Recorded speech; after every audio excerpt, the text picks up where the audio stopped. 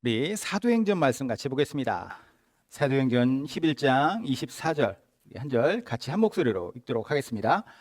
바나바는 착한 사람이요 성령과 믿음이 충만한 사람이라 이에 큰 무리가 주께 더하여 지더라. 아멘.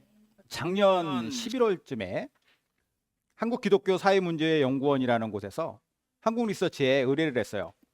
한국인의 종교 인식, 기독교인 대 비기독교인이라고 하는 주제로 설문조사를 했는데, 여기에 이제 우리나라의 만 18세 이상 성인들, 그 중에서 기독교인이 1000명, 그리고 비기독교인이 약 1000명 해가지고 이 2000명을 표본으로 조사를 했습니다.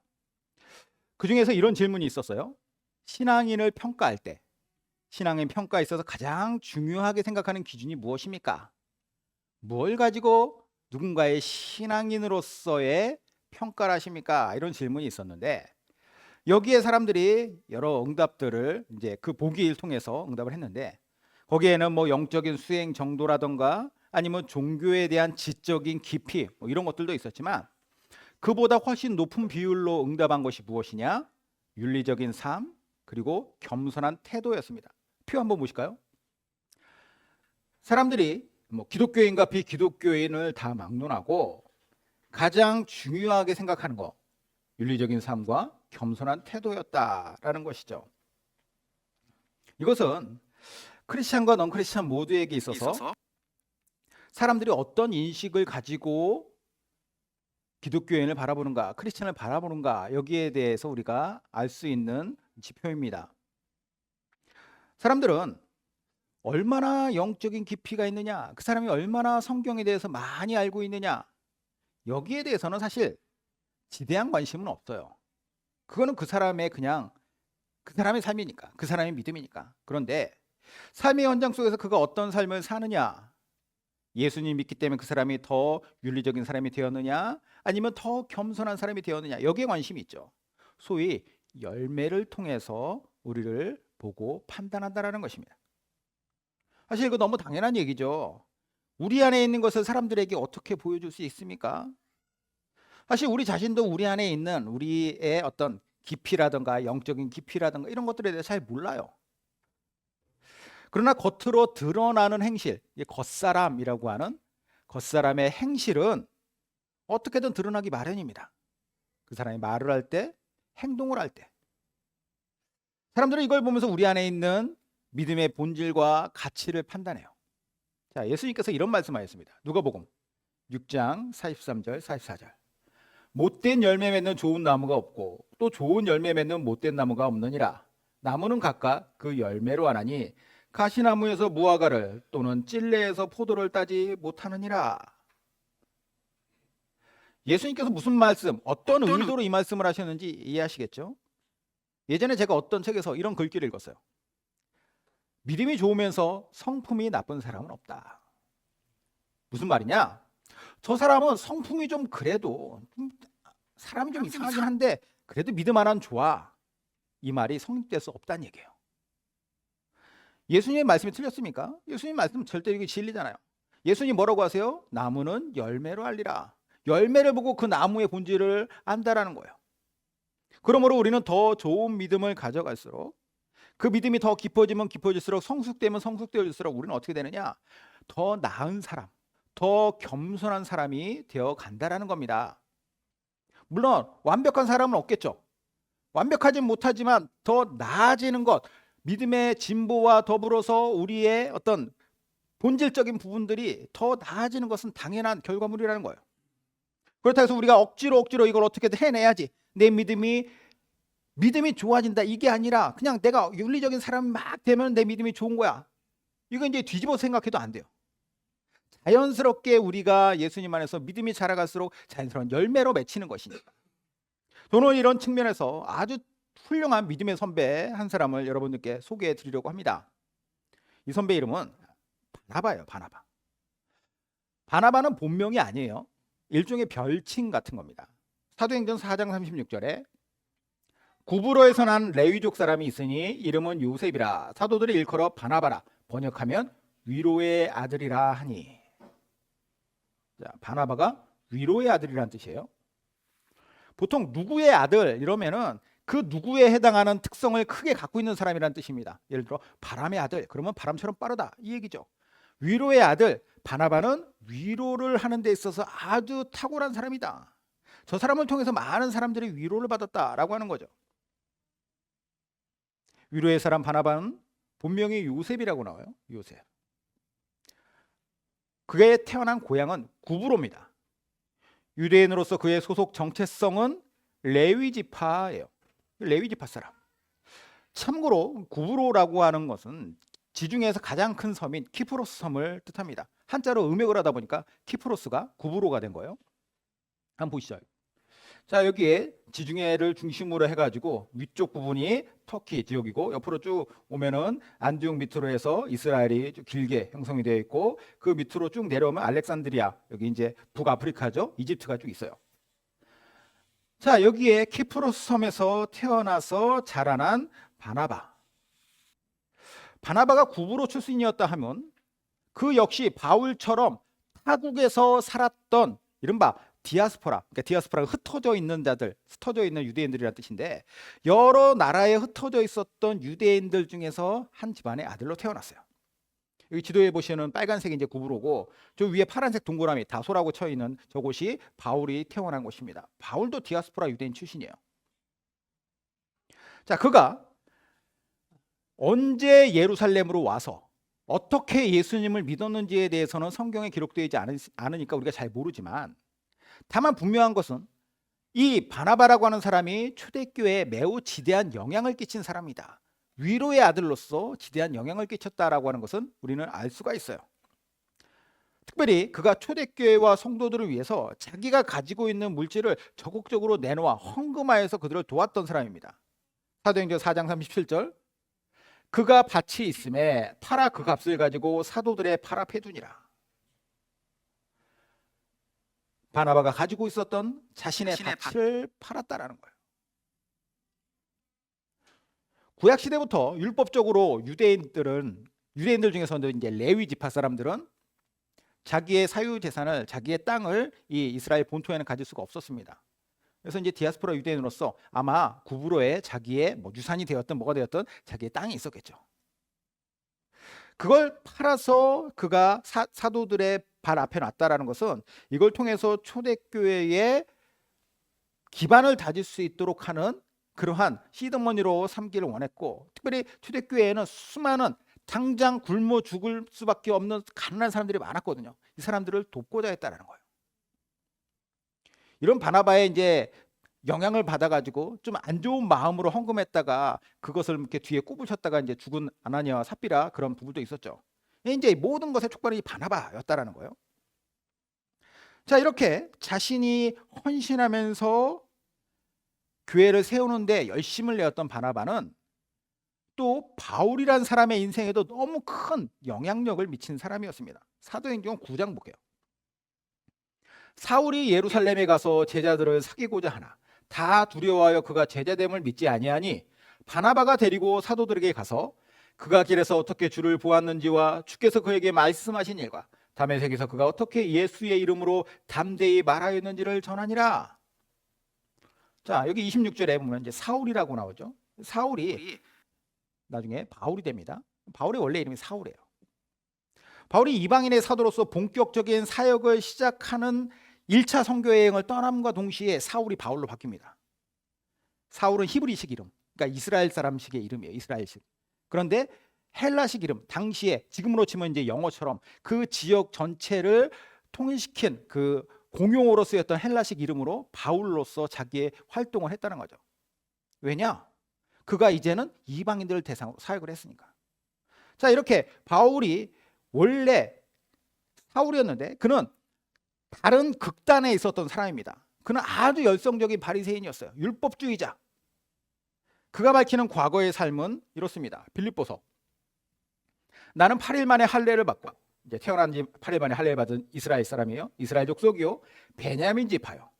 그렇죠? 구약에 보면은 이제 다윗의 장인이었던 사울도 베냐민 지파죠. 히브리인 중에 히브리인이요. 율법으로는 바리새인이요. 열심으로는 교회를 박해하고 율법의 의로는 흠이 없는 자라. 그가 바리새 유대인으로서 얼마나 이렇게 자부심이 쩔었는지, 자기가 가지고 있었던 이 과거의 배경에 그는 엄청난 자부심과 그리고 그것으로 말미암은 행동이 있었다는 얘기예요. 열심으로 교회를 박해했다. 유대교 신앙의 신념이 너무나도 강했기 때문에 예수라고 하는 그들 입장에서 봤을 때는 이교 집단의 우두머리, 그런 예수를 믿는 사람들 가만두면 안 되지. 이 사람들을 잡아서 핍박하고, 그런 과정 속에서 순교자 나왔죠. 스데반 집사가 죽을 때 거기에 그 앞에 바울이 있었잖아요. 그리고 그는 다메섹이라고 하는, 이제 시리아의 다마스커스죠. 이 다메섹으로 가서 예수 믿는 사람들을 이제 다시 압송해 오기 위해서 위풍당당히 가다가 거기서 예수님을 만나요. 그가 예수님을 만나고 완전히 변화되었는데, 그래서 그는 기쁘고 설레는 마음으로 누굴 찾아가느냐? 당시의 초대교회 지도자들인 예수님의 제자들을 찾아가요. 사도라고 부르죠. 이 사도들을 찾아갔는데 거기에서 뭘 하고 싶겠어요? 자기의 간증도 들려주고, 예수님께서 나에게 주신 이방인의 사도로서 나에게 비전을 주셨다라고 하는 이걸 알려주면서 앞으로 내가 어떻게 했으면 좋겠습니까? 이런 어떤 코칭도 받고 싶고, 이런 마음이 얼마나 컸겠습니까? 신나게 갔을 텐데 만나주질 않는 거예요. 왜 그러느냐? 사도들 입장에서 당연한 반응일 수밖에 없는 것이요, 바울이라고 하는 그 당시 사울이죠. 사울이 얼마나 악독한 짓을 많이 했었느냐를 생각하면은, 이 사람이 갑자기 다메섹이라고 하는 곳에 우리들 믿는 사람들 잡으러 갔다가 거기에서 변화했다고 하는데 이걸 어떻게 믿어요? 그 현장에 있지도 않았는데. 그러니 이 사람이 변화돼서 왔다고 하면서 이 바울이 이제 그 사람들을 제자들을 만나고자 했음에도 불구하고 안 만나 준 것은 그들 마음 가운데 바울이 변화되었다라는 것에 대한 의구심, 의문, 두려움, 믿지 못함이 있었다라는 거예요. 바울은 수차례 그들을 만나고자 했지만 못 만났어요. 근데 이때 누가 등장하느냐? 바나바가 등장해요.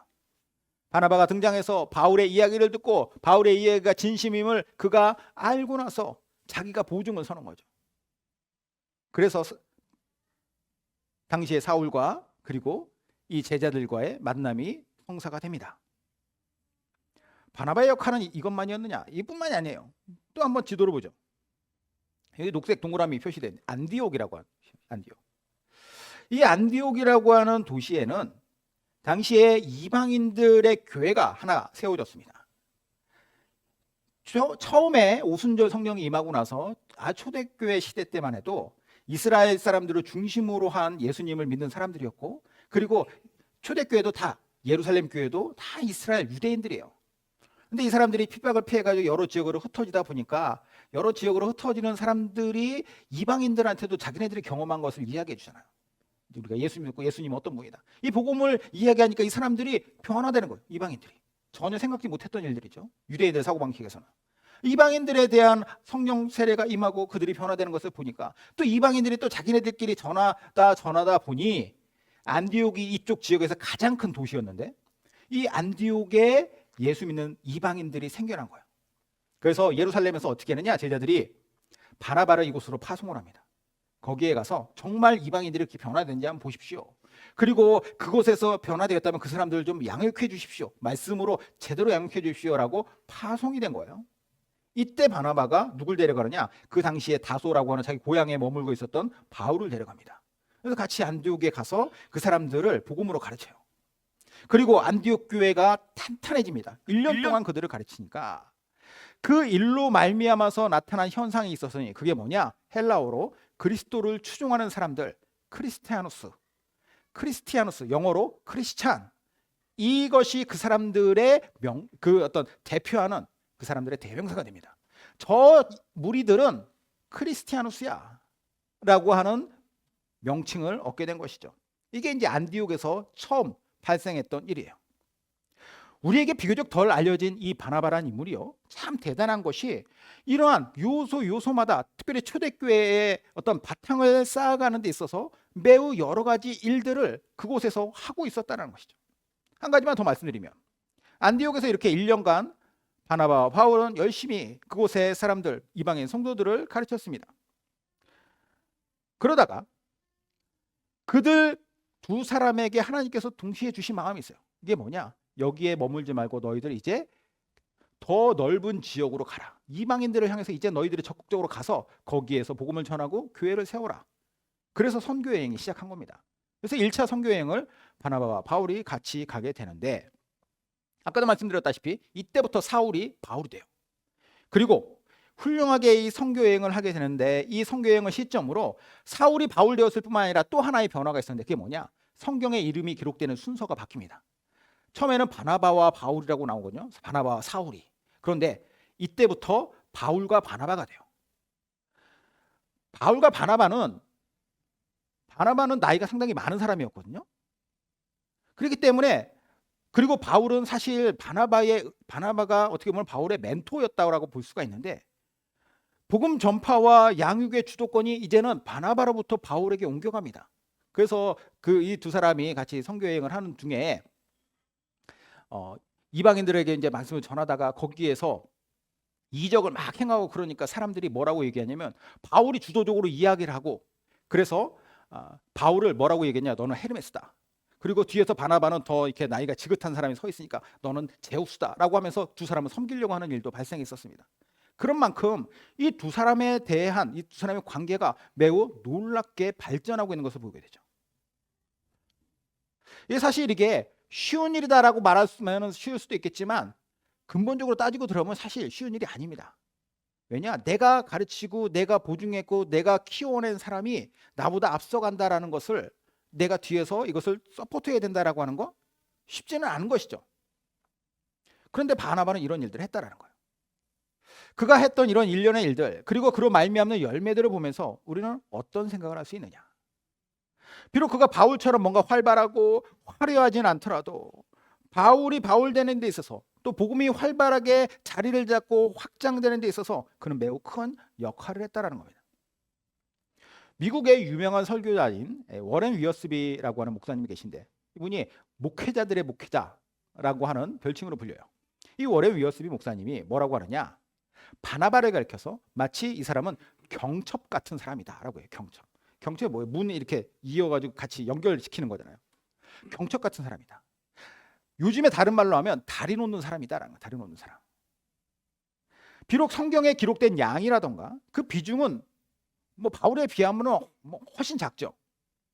하지만 이 사람은 교회와 그리고 세상에 꼭 필요한 사람이었다는 거예요. 경첩 같은 사람이다. 이름처럼 그는 위로의 사람으로서 자신을 헌신하고 공동체를 섬겨요. 사람들을 세웠죠. 이로 말미암아서 믿는 사람들뿐만 아니라 믿지 않는 사람들에게도 계속해서 많은 영향력을 끼쳤다라고 하는 거예요. 이런 면에서 저는 오늘 말씀의 제목처럼 바나바는 아주 매력적인 그리스도인이었다라고 볼 수가 있습니다. 저는 우리가 바나바를 많이 닮았으면 해요. 교회에서나 사회에서 우리는 다리 놓는 사람이 되었으면 합니다. 그 인간 자체로서 매력적인 사람이 되어야죠. 이런 측면에서 오늘 이 한 절, 본문 한 절은 마치 매력적인 그리스도인이 이런 사람이야 라고 말하는 것 같아요. 매력적인 그리스도인으로서 바나바는 세 가지의 특성을 보여줍니다. 첫 번째, 그는 어떤 사람이냐? 착한 사람이다. 바나바는 착한 사람이요 라고 나오죠. 바나바는 착한 사람이요. 초대교회 시대에도 그랬지만 이 시대에도 사실 예수 믿는 사람은 착해야 돼요. 아까 말씀드렸잖아요. 예수 믿는 사람이 성품이 이상하면 되겠느냐? 말이 안 된다는 거죠. 몇 년 전에 제가 교회 안 나가는 그리스도인이라고 하는 책을 보면서 이런 글을 읽었어요. 언젠가 만났던 한 40대 여성은 자기 주변의 기독교인들에 대해 교회에서 헌금은 많이 낼지 모르지만 회사에서는 절대 손해보려고 하지 않고 자기 일속만 챙기는 사람들이 많다라고 말했다. 또 저런 사람들이 모인 곳이 교회라면 자신은 교회 나가고 싶지 않다고도 말했다. 우리나라에서 기독교인 비율이 매우 높은 직업군 중 하나가 국회의원일 것이다. 매번 선거 때마다 40%에 육박하는 기독교인들이 국회의원으로 선출된다. 그러나 국회의원은 여론조사 때마다 가장 신뢰할 수 없는 직업군 중 하나로 언급되는 실정이다. 이와 같이 오늘날 한국의 기독교인들은 기독교 시민으로서의 직분을 실천하지 못하고 있다. 신앙과 삶은 철저하게 분리되어 자신의 신앙이 삶의 영역에서 기독교 정신에 따라 실천되어야 한다는 사실을 인식하지 못하고 있다. 기독교 신앙은 식사 전에 기도를 한다든지 술, 담배를 금한다든지 하는 개인의 사사로운 경건생활 영역에서만 영향력을 발휘할 뿐이다. 기독교 기업가들은 아침에 큐티는 열심히 하면서도 기업 운영 방식에서는 탈세나 노동자 착취를 자행하고 있다. 기독교 정치인들도 조창기도에는 열심히 참석하지만 성경의 가르침이나 기독교 가치보다는 정치적 이해관계에 따라 움직일 뿐이다. 씁쓸한 이야기인데 이게 현실이라는 거예요. 그럼 어떻게 되느냐? 이 현실의 문제를 파악하고 이것을 바꾸어 가야죠. 처음에 언급했던 설문조사처럼 사람들은 맺는 그 사람의 열매를 통해 가지고 그 사람이 나무를 알아요. 예수님 뭐라고 하십니까? 나는 나무요, 나는 포도나무요, 너희는 가지라. 너희가 나에게 붙어 있어서 열매를 많이 맺는 것이 하나님께 영광이 된다라고 말했는데, 예수님이라고 하는 나무에 붙어 있는 가지라고 하면서 그게 열리는 열매마다 썩은 내가 진동하는 열매를 맺는다면 이걸 어떻게 제대로 된 나무에 붙어 있다라고 말할 수 있느냐? 이러한 열매를 교회 안팎에서 사람들이 목격하고 경험한 사람들은 당연히 교회에 대해서 어떻게 생각하겠어요? 저기는 그저 자기 식구들, 자기와 자기 식구들만 잘 되기를 열심히 기도하고, 신앙 좋다는 사람들은 어떻게 해서든지 잘 되기만을 위하여서, 자기들만을 위해서 살아가는 집단이구나, 이기적인 집단이라고 생각하죠. 성경은 이렇게 얘기하지 않습니다. 예수님을 믿는 자들은 좋은 열매를 맺는 것이 마땅하다. 아주 단순하게 말해서 예수를 믿으면 이전보다 착한 사람이 되어야 돼요. 착하게 살자가 이게 건달들만의 구호가 아니라 우리의 구호가 돼야 돼요. 무슨 말이냐? 나의 믿음이 곧 착한 성품과 직결된다면 내가 내 신앙의 상태를 뭘로 진단해 볼 수 있느냐? 내가 어떤 생각을 하고 있지? 내가 어떤 말을 하고 있지? 내가 어떤 행동을 하고 있지? 이걸 보면서 내 신앙의 상태를 점검하고 그걸 통해서 내가 다시 회개하고 착한 길로 나아가는 것이죠. 마태복음 5장 16절에 예수님 뭐라고 말씀하시냐면, 제자들에게 이제 산상수훈이라고 산 위에서 예수님께서 말씀하신 것이 있어요. 그 중에 산상수훈 중에서 아주 팔복도 얘기하시고, 그 중에 아주 대표적인 말씀이 너희는 세상의 소금이다, 너희는 세상의 빛이다 라고 말씀하시죠. 그런데 그 말씀 뒤에 너희는 세상의 빛이라고 말씀하시고 그 뒤에 뭐라고 덧붙이냐? 이같이 너희 빛이 사람 앞에 비치게 하여 그들로 너희 착한 행실을 보고 하늘에 계신 너희 하나님께 영광을 돌리게 하라. 아, 너희가 세상의 빛이구나 라고 했을 때, 그 빛을 비춰라 했을 때 그 빛은 곧 무엇과 연결되느냐? 착한 행실과 연결된다는 거예요. 착한 행실이란 열매를 맺는 것은 곧 세상의 빛으로서의 너희 정체성대로 살아가는 것이다. 다시 한번 말씀드리지만 매력적인 그리스도인은 1차적으로 착한 사람이에요. 그리고 왜 그가 착할 수밖에 없느냐? 이것은 두 번째 바나바의 특징에서 그대로 드러납니다. 두 번째, 바나바에서 발견되는 두 번째 특징, 성령과 믿음이 충만한 사람이다. 자, 여기 보면 성령과 믿음이 충만한 사람이다. 두 가지 말로 표현됐지만 사실 이거는 같은 개념으로 보시면 됩니다. 성령 충만함은 곧 믿음 충만함이에요. 반대로 성령이 충만하지 못하면 그 사람은 믿음이 충만하지 못합니다. 반대로 뒤집어도 믿음이 충만하면 성령이 충만하고, 믿음이 충만하지 못하면 성령 충만하지 못해요. 그렇다면 성령 충만이 무엇이냐? 바울이 에베소 교회에 보낸 편지에 이런 말이 있습니다. 술 취하지 말라, 이는 방탕한 것이니 오직 성령으로 충만함을 받으라. 자, 이 말이 뭘 뜻하는가? 성경에서 술 마시지 말라가 아니라 술 취하지 말라고 했으니까 주량껏 마시면 되는구나, 이 뜻일까요? 바울이 말하는 의도는 그건 아니에요. 여기서 말하는 의도는 성령 충만을 이야기하려고 술 취함이라고 하는 개념을 여기에 가지고 온 겁니다. 끌고 와서 설명한 거예요. 그럼 술 취함이 무엇이냐?